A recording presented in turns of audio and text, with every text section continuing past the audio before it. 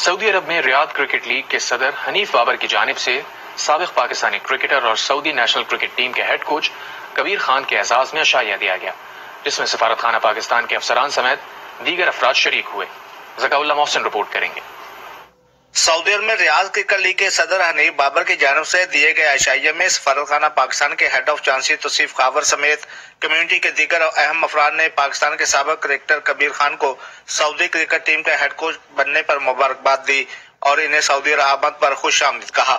اس موقع پر شرکاء کا کہنا تھا کہ سعودی عرب میں کرکٹ کا کھیل تیزی سے فروغ پا رہا ہے اور کبیر خان کی کوچنگ میں کھلاڑی اپنے کھیل کو بہتر بنا سکیں گے۔ ریاض کرکٹ لیگ کے صدر حنیف بابر نے کہا کہ سعودی عرب میں کرکٹ کا مستقبل روشن ہے اور کبیر خان ایک منجے ہوئے سابق کرکٹر ہونے کے علاوہ کامیاب کوچ بھی ہیں۔